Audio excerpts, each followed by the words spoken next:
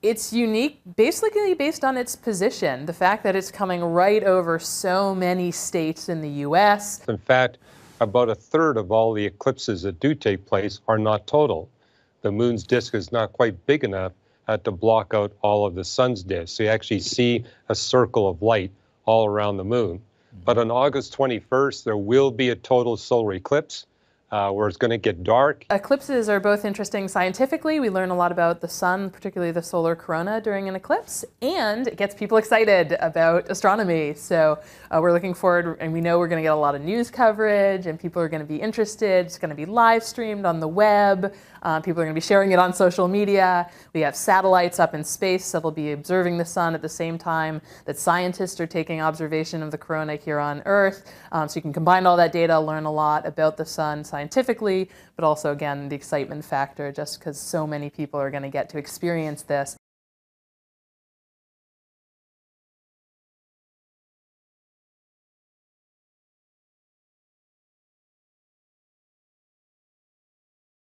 Completely booked, because people have been planning this for years, because we know it we know years in advance that it's going to happen, and then people look at the weather predictions. Where is the best chance going to be to have a cloudless, or at least mostly cloudless day, and then people book those hotels. The path of totality is only about 100 kilometers wide. It's not very long. So you have to be, if you're trying to go to totality, you really need to get on, look at your longitude and latitude very carefully, compare it with, there's plenty of resources online. You can download phone apps that'll tell you, at this longitude and latitude, what will be the percentage of sun covered. So if you're trying to get there, just be warned that a lot of people are also going to be trying to get there. So plan ahead, because traffic and things are going to be interesting that day. And if you can't get there, again, web streaming, NASA's going to be doing it.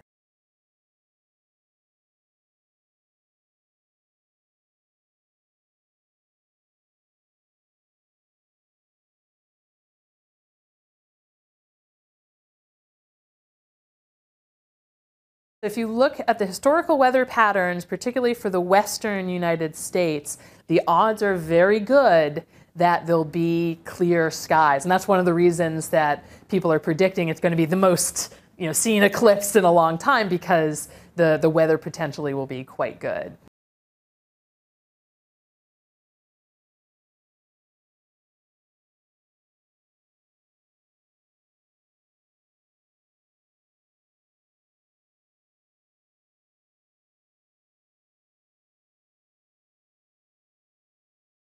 You'll actually be able to see the stars right next to the limb of the sun and the corona and flares. So it's going to be a spectacular event. And yeah, we got a group of about 140 people going with us to the desert of Oregon to view that eclipse. And one of our other astronomers is going to join me. We're going to give lectures on the astrophysics of the sun and why we're at such a blessed time in the history of our solar system that we can learn a lot of things that actually help us understand why God's behind it all.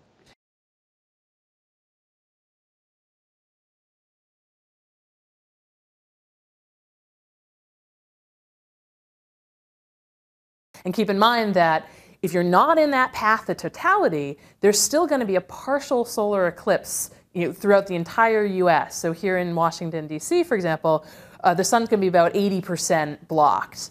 Now, you can't see that with your naked eye, but with eclipse glasses or a special telescope, you can see a pretty cool event where a lot of the sun is going to be blocked. My plan, if the weather is good, is to take a small telescope that I have that has a filter so you can safely observe the sun through it. I'm going to set that basically outside my office in the middle of Kogan Plaza on the GW campus, and just grab anybody who happens to be walking by and say, hey, you want to see a solar eclipse? We're going to try to get our telescopes up on top of the hill where our people will be able to watch the shadow of the sun race towards us at about 800 miles an hour. Wow. And when the eclipse is over, you're going to be able to watch the shadow rush away.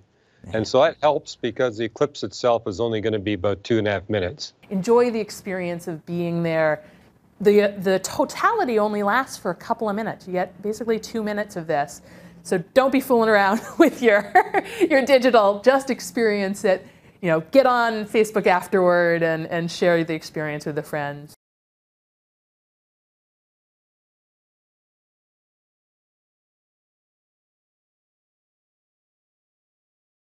No, sunglasses are not safe. So the sun is so bright that you can really damage your eye. You can literally burn your retina if you look at the sun without any protection. And it's so bright that you need to block 99.99% of the light in order to look at it safely. So the only way that you can do that is to get basically solar eclipse glasses, buy them from a reputable place, the NASA's website, the American Association of Astronomers, AAS.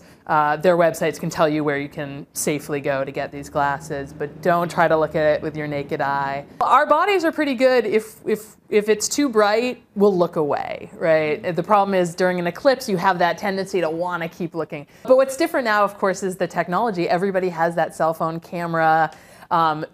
Astronomers would caution you greatly, though, do not try to take a picture of the eclipse. It's very dangerous, again, for that same reason, looking at an eclipse with an unaided eye. It's worse if you're trying to look at it, through a telescope. You can really hurt yourself. So leave the photography to the professionals. Don't be down looking at your phone while this is going on. Just experience it. Just look.